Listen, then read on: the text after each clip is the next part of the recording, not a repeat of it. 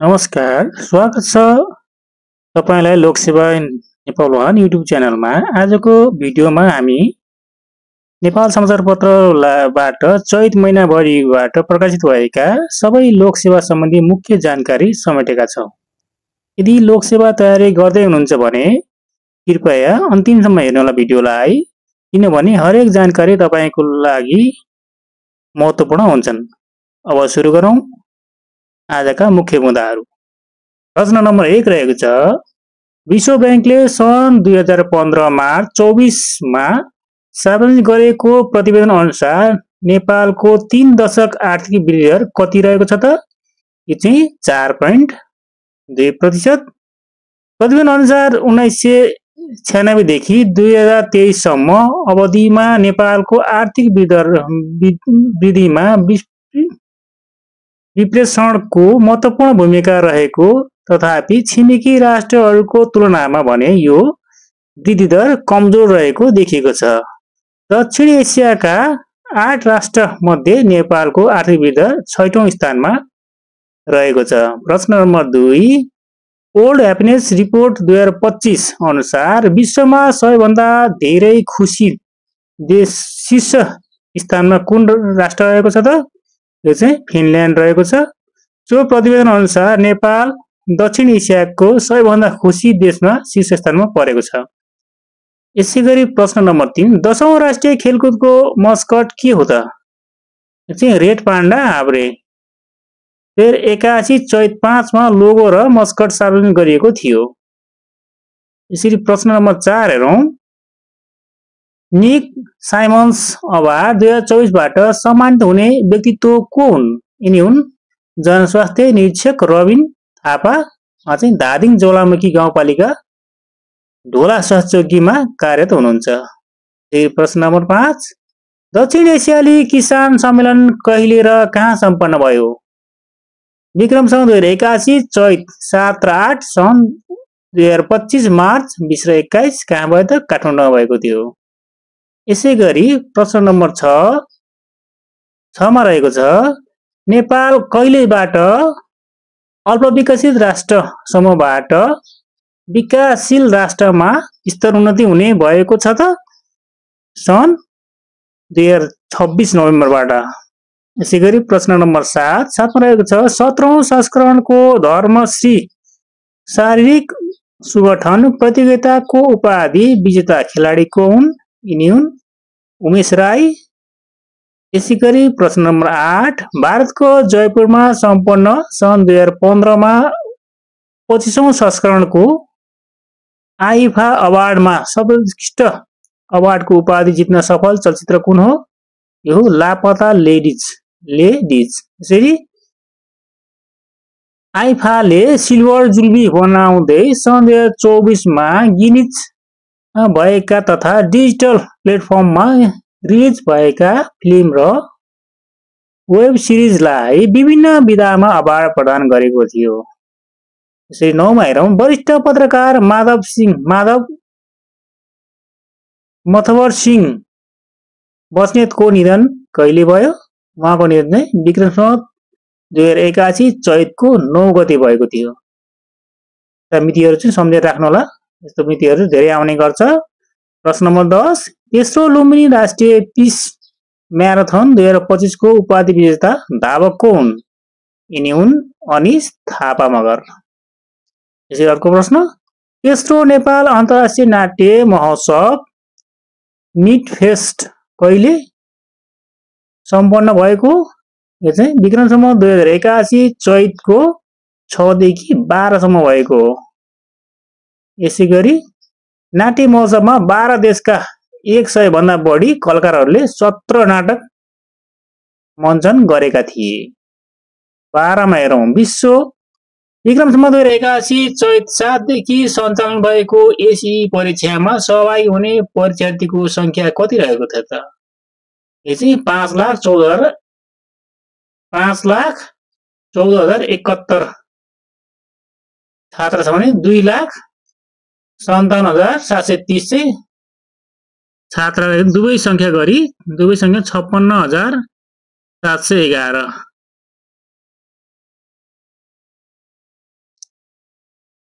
देशभरि 2079 मा जापानमा एक गरी 2080 केन्द्रित कायम गरिएको थियो। एसी परीक्षा दिने मध्ये प्राविधिक तर्फबाट 16,947 विद्यार्थी रहेका थिए भने पनिकाले असार 7 मा परीक्षा फल प्रकाशित गर्ने गरी कार्यतालिका बनाएको छ। यसैगरी प्रश्न नम्बर 13 हेरौँ। 13 मा रहेको छ आधुनिक प्राविधिक आधारित वित्तीय सेवा विकास गर्ने उद्देश्य डिजिटल फाइनान्स इनोभेसन हबको स्थापना कहिले भयो? यसै विक्रम सम्वत 2081 चैतको 15 गते भएको हो।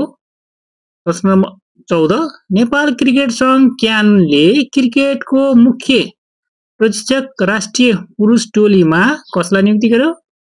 स्टुअर्ट ल अस्ट्रेलियाका विक्रम सम्वत 2081 चैत 15 गते। यसै गरी प्रश्न नम्बर 15 पहाचरे पर्व कहिले मनाइन्छ? घोडे चैत कृष्ण औँसीको अघिल्लो दिनदेखि 3 दिनसम्म मनाइने गरिन्छ। 16 मा हेरौँ विशिष्ट आख्यानकार परशु प्रधानको स्मृतिमा स्थापित परशु कल्पना संस्थान सम्मान 2081 कसलाई प्रदान गरियो? यो चाहिँ आख्यानकार द्वय ध्रुव सापकोटा र गणेश रसिक पुरस्कार राशि रहेको थियो जनै 50,101 रुपियाँ। प्रश्न नम्बर 17 8औं नेपाल राष्ट्रिय चलचित्र महोत्सव निफमा उत्कृष्ट गौतम बुद्ध अवार्ड जित्न सफल चलचित्र कुन हो? साम्बाला। अर्को प्रश्न हेरौँ वरिष्ठ पत्रकार तथा राजनीतिक कमल कोइरालाको निधन कहिले भयो? विक्रम सम्वत 2081 चैतको 7 गते भएको थियो। पूर्व प्रधानमन्त्री मातृका प्रसाद कोइरालाका छोरा हुनुहुने कोइराला परिवारको एकमात्र कम्युनिस्ट नेताको रूपमा परिचित रहेका थिए। प्रश्न नम्बर 19 नेपालमा पहिलो पटक अन्तर्राष्ट्रिय स्तरको दौड सम्मेलन नेपाल इन्टरनेसनल रनिङ कन्फरेन्सको आयोजना कहिले हुने भएको छ त? विक्रम सम्वत 2082 जेठको 23 गते हुने भएको छ। प्रधानमन्त्री कप एवं एक दिवसीय राष्ट्रिय क्रिकेट प्रतियोगितामा 2081 को उपाधि कसले जित्यो? नेपाल पुलिस क्लब, उपविजेता त्रिभुवन आर्मी क्लब। अर्को प्रश्न हेरौँ प्राध्यापक आफैले कति दिनसम्म पर्व वा भैपरि आउने बिदा लिन सक्ने व्यवस्था रहेको छ त? 3 दिनसम्म। विद्यालय व्यवस्थापन समितिको सिफारिसमा जिल्ला शिक्षा विकास तथा समन्वय इकाइ प्रमुखले स्वीकृत गर्ने विधाहरूमा कुन हुन्? यी विधाहरू चाहिँ असाधारण विधा, बेतलै विधा र अध्ययन विधा। यसरी प्रश्न नम्बर 3 शिक्षा नियमावली 2059 अनुसार वृत्ति सिफारिस समितिको अध्यक्ष को हुन सक्छ? को हुन्छ त? प्रमुख जिल्ला अधिकारी। कुनै शिक्षक अध्ययन गर्न असमर्थ भइरहेको भनी मेडिकल बोर्डले सिफारिस गरेमा वृद्धिभरण प्रयोजनका लागि कति वर्षसम्म सेवा अवधि थप हुने गर्दछ? 5 वर्षसम्म। शिक्षकलाई नैसियत दिन सकिने अवस्था कुन हो? विद्यालय आउने, अध्यापन गर्न र जाने समय पालना नगरेमा चाहिँ शिक्षकलाई नैसियत दिने अवस्था हो। नियमावली 2059 को कुन नियममा विद्यालयको चिह्न सम्बन्धी व्यवस्थापन गरिएको छ त? यो नियम 153 मा। सामाजिक परीक्षण समितिको गठन गरिनेको उद्देश्य के हो? यसको उद्देश्य सामुदायिक विद्यालयको काम कारबाही तथा नियमावली बमोजिम भए नभएको सम्बन्धमा प्रत्येक वर्ष मूल्याङ्कन गर्नु चाहिँ यसको उद्देश्य हो। अर्को प्रश्न हेरौँ सर्व भएका शिक्षकले कति दिनभित्रमा बुझव्रात गर्नु पर्दछ? 15 दिनभित्रमा चाहिँ बुझव्रात गरिसक्नु पर्दछ। अर्को प्रश्न ग्रामीण शिक्षा विकास कोषको लेखा परीक्षण कसले गर्दछ? महालेखा परीक्षाको विभागले गर्दछ। शिक्षा ऐन 2028 विपरीत शुल्क लिने विद्यालयलाई 24,000 25,000 रुपियाँसम्म जरिवाना गर्ने अधिकारी को कसले गर्न सक्छ? जिल्ला शिक्षा विकास तथा समन्वय इकाइले गर्न सक्छन्। अर्को प्रश्न, कसैले विद्यालयको सम्पत्ति हिनामिना वा नोक्सानी गरेमा तहकिकात गरी विद्यालयको नाममा मुद्दा दायर गर्ने अधिकारी को हो? कसले गर्न सक्छन् भन्न खोजेको जिल्ला शिक्षा विकास तथा समन्वय इकाइ प्रमुखले गर्न सक्नुहुन्छ। अर्को प्रश्न रहेको छ, शिक्षा ऐन 2028 अनुसार कसैले अरूको तर्फबाट परीक्षा दिएमा के सजाय हुन्छ त? यो चाहिँ 1 लाख रुपियाँसम्म जरिवाना वा 6 महिनासम्म कैद वा दुवै हुन सक्छ। अर्को प्रश्न, कति हो मुनाफा नलिने गरी विद्यालय सञ्चालन गर्न प्रति कक्षा न्यूनतम विद्यार्थी कति हुनुपर्छ? न्यूनतम विद्यार्थी 11 हुनुपर्छ। यसरी अर्को प्रश्न, कक्षा 6 देखि 10 सम्म सञ्चालन भएको विद्यालयमा शिक्षकको न्यूनतम दरबन्दी कति तोकिएको छ त? 9 जना तोकिएको छ। यसरी अर्को प्रश्न हेरौँ, माध्यमिक विद्यालयको प्रधानाध्यापक छनौट गर्दा स्तर उन्नति नगरेको शिक्षकलाई न्यूनतम योग्यता बापत कति अङ्क प्रदान गरिन्छ? प्रथम श्रेणी भए 10 अङ्क, द्वितीय श्रेणी भए 8 अङ्क, त्यसैगरी तृतीय श्रेणी भए 6 अङ्क प्रदान गरिनेछ। अर्को प्रश्न हेरौँ, प्रधानाध्यापक छनौट गर्दा नेतृत्व लिन सक्ने क्षमता अन्तर्गत कतिवटा मूल्याङ्कन आधारहरू तोकिएको छ त? 4 वटा। यसै अर्को प्रश्न हेरौँ, शिक्षक सेवा आयोगले सचिवका रूपमा कसले कार्य सम्पादन गर्दछ? आयोगका वरिष्ठ कर्मचारीले। प्रश्न नम्बर अर्को हेरौँ, शिक्षक सेवा आयोगले अध्ययन वा सदस्य पदमा नियुक्ति कम्तीमा कति वर्ष उमेर पुरा भएको हुनुपर्दछ? कम्तीमा पनि 40 वर्ष उमेर पुरा भएको हुनुपर्छ। शिक्षक सेवा आयोगले आफ्नो वार्षिक प्रतिवेदनको सक्षम पेश गर्दछ भने शिक्षक सेवा आयोगले आफ्नो वार्षिक प्रतिवेदन को समक्ष पेश गर्दछ? यो चाहिँ नेपाल सरकार समक्ष पेश गर्नुपर्दछ। संस्थागत विद्यालयको कुनै विदेशी व्यक्तित्व वा सङ्घ संस्थाबाट चल अचल सम्पत्ति प्राप्त गर्नु अघि कसको प्रयोग स्वीकृति लिनुपर्छ? यो चाहिँ नेपाल सरकारको लिनुपर्छ। यसै अर्को प्रश्न हेरौँ, 5 वर्ष स्थायी सेवा अवधि पूरा गरेको शिक्षकलाई नेपालको कुनै पनि विद्यालयमा सेवा गर्न पाउने अधिकार कसको? यो चाहिँ शिक्षक तथा समन्वय स्रोत विकास केन्द्रको। सामुदायिक सिकाइ केन्द्रमा सञ्चालन तथा व्यवस्थापन पर्ने कार्य कसको? यो चाहिँ वडा समितिको। यसैगरी अर्को प्रश्न, अमर्यादित कार्य गर्ने परीक्षार्थीलाई बढीमा कति वर्षसम्म सञ्चालन हुने परीक्षामा सहभागी हुन नपाउने गरी निष्कासन गर्ने सकिने व्यवस्था रहेको छ?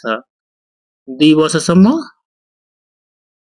त्यसैगरी अर्को प्रश्न, विद्यालयमा अध्ययन गर्न चाहने व्यक्तिलाई अध्ययन अनुमति पत्र प्रदान गर्न कसले गर्दछ? शिक्षक सेवा आयोगले। त्यसैगरी अर्को प्रश्न हेरौँ, तलब वृद्धिको रोक्का भएको अवस्थालाई शिक्षकलाई कति वर्षसम्म बढुवाको उम्मेदवार बन्न रोक लगाइएको छ? तलब वृद्धि भएको रोक्का भएको मितिले 1 वर्षसम्म। अर्को प्रश्न, शिक्षकको बढुवा गर्दा कुन कुन वर्गलाई ज्येष्ठता बापत 1 वर्ष अनुभव थप गरिने व्यवस्था रहेको छ त? महिला भएमा, त्यसैगरी दलित भएमा, अपाङ्ग भएमा। अर्को प्रश्न हेरौँ, माध्यमिक शिक्षा उत्तीर्ण गरेको विद्यार्थीको नाम, थर, जन्ममिति सच्याउन अधिकार कसको? निर्देशकको हुन्छ। विद्यालयको लेखा परीक्षणको पुनरावलोकन कसले गर्दछ? निर्देशकले गर्छ यो पनि। प्रश्न नम्बर अर्को हेरौँ, माध्यमिक शिक्षा उत्तीर्ण परीक्षाका लागि रजिस्ट्रेसन फर्ममा फारम भरेको विद्यार्थीको नाम, थर, उमेर संशोधन गर्ने अधिकार कसको? यो चाहिँ जिल्ला शिक्षा विकास तथा समन्वय इकाइ प्रमुखको हुन्छ। अर्को प्रश्न, सामुदायिक विद्यालयका शिक्षकको राजीनामा कसले गर्दछ? यो चाहिँ जिल्ला शिक्षा विकास तथा समन्वय इकाइ प्रमुखले गर्नुहुन्छ। अर्को प्रश्न हेरौँ, तालिममा गएको शिक्षकले तालिमबाट फर्किएपछि विद्यालयमा कति वर्षसम्म सेवा गर्नुपर्छ? कम्तीमा पनि 3 वर्ष। विद्यालय व्यवस्थापनमा समितिले नेपाल सरकारबाट स्वीकृति भएको दरबन्दीको शिक्षक पद रिक्त हुन आएमा पदपूर्तिका लागि कति दिनभित्र लेखी पठाउनुपर्छ? यो चाहिँ 15 दिनभित्रमा लेखी पठाउनुपर्छ। शिक्षक अभिभावक सङ्घमा को रहन्छ?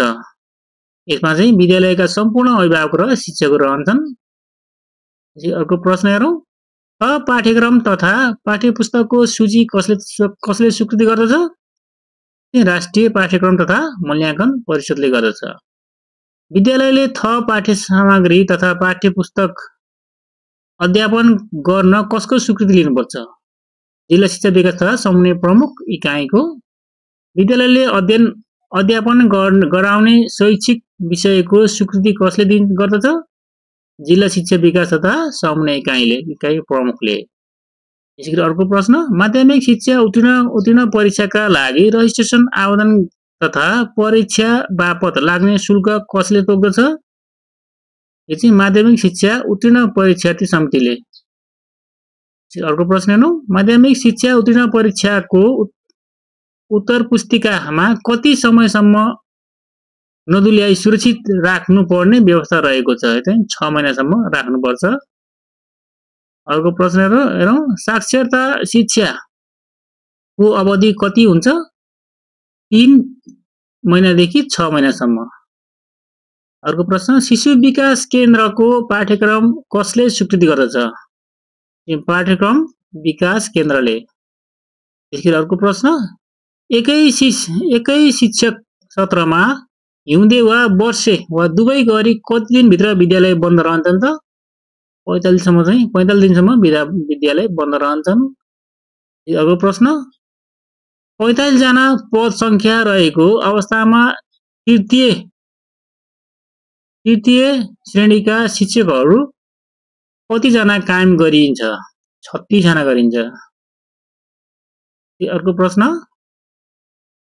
10 जना शिक्षकको दरबन्दी रहेको प्राथमिक विद्यालयमा महिला शिक्षिकाको दरबन्दी कति रहेको छ? 3 जना रहेको छ। यसैगरी शिक्षा सत्रमा स्थानको उत्तर तह उत्तीर्ण गरेको प्राथमिक तह शिक्षकको माध्यमिक तहको प्राध्यापकको पदमा उम्मेदवार बन्न कति वर्ष स्थायी सेवा गरेको हुनुपर्छ? 10 वर्ष चाहिँ सेवा गरेको हुनुपर्छ। यसैगरी विद्यालयका शिक्षकहरूको बैठक कम्तीमा कति समयमा बस्नुपर्ने व्यवस्था रहेको छ त? महिनामा कम्तीमा 1 पटकसम्म। अर्को प्रश्न हेरौँ। कुनै शिक्षकले अध्यापन गरेको विषयमा लगातार 3 वर्षसम्म 15% भन्दा बढी विद्यार्थी असफल भएमा के सजाय हुन्छ? यसको चाहिँ 2 वर्षसम्म तलब वृद्धिमा रोक्का हुन्छ।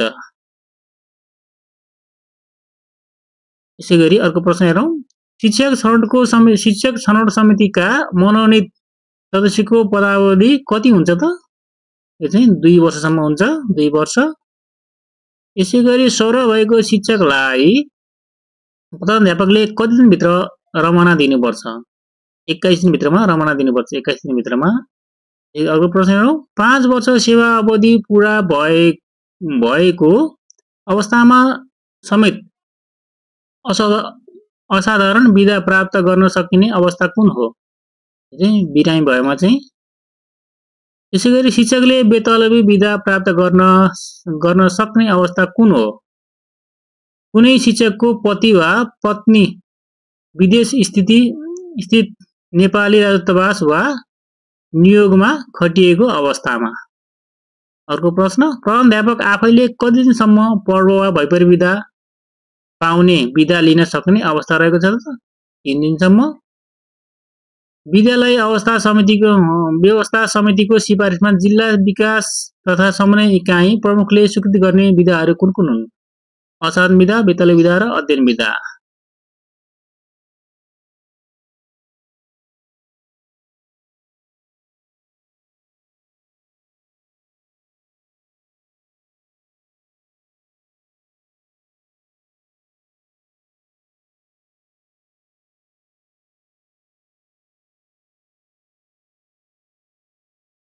यो थियो चैत महिनाभरिको नेपाल समाचारबाट संकलित लोकसेवा परीक्षा तयारीका सम्बन्धी सबै जानकारी संक्षिप्तमा विश्लेषण गर्ने आशा गर्दछु। तपाईलाई यो भिडियो उपयोगी लाग्यो भने थप तयारीका सामग्रीहरू हेर्न कृपया सब्स्क्राइब गर्नुहोला, लाइक र शेयर गर्न नभुल्नुहोला। तपाईको सफलता हाम्रो प्रेरणा। फेरि भेटौँला अर्को जानकारीमूलक भिडियोमा। धन्यवाद।